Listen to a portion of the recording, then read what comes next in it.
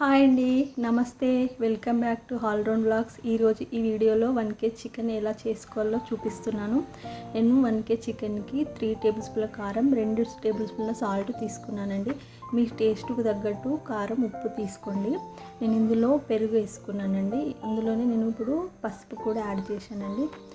ఇప్పుడు మనము ధనియాల పొడి, కస్తూరి మేతి కూడా వేసుకున్నానండి. మీకు నచ్చితే వేసుకోండి, లేకపోతే అవాయిడ్ చేసుకోండి.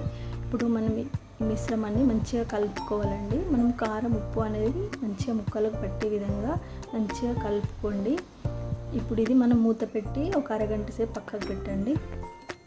ఇప్పుడు మనం ప్యాన్ పెట్టుకొని ఇందులో 4 టేబుల్ స్పూన్ ఆయిల్ వేసుకోండి. ఇప్పుడు మనం ఒక పెద్ద సైజు ఉల్లిగడ్డను కట్ చేసి వేసుకోండి. నేను ఇందులోనే కరివేపాకు కూడా వేసుకున్నానండి. ఇది మంచిగా ఆయిల్లో వేగనివ్వండి.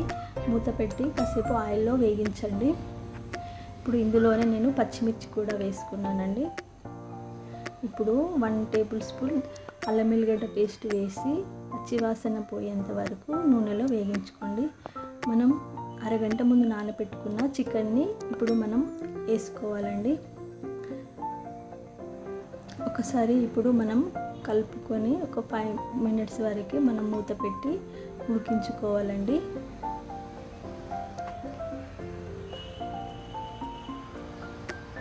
ఇప్పుడు మనం గ్రేవీకి తగ్గట్టు వాటర్ యాడ్ చేసుకోవాలండి. యాడ్ చేసుకున్నాక ఇప్పుడు మనం ఒక 2 మినిట్స్ సిమ్లో పెట్టుకొని ఉడికించుకోండి. ఇప్పుడు మనము చూడండి, ఇట్లా ఆయిల్ పైకి వచ్చేంత వరకు మనం చికెన్ని ఉడికించుకోవాలండి. ఇందులో అయితే చికెన్ మంచిగా ఉడుకుతుందండి. అంతే అండి, సింపుల్గా నా స్టైల్లో చికెన్ కర్రీ అంతే అండి. ఇప్పుడు నేను కొత్తిమీర వేసి సర్వ్ చేసుకుంటున్నానండి. నా ఛానల్ కనుక మీకు నచ్చితే లైక్, షేర్, కామెంట్ చేయండి. మరిన్ని వీడియోస్ కోసం నా ఛానల్ని సబ్స్క్రైబ్ చేసుకోండి.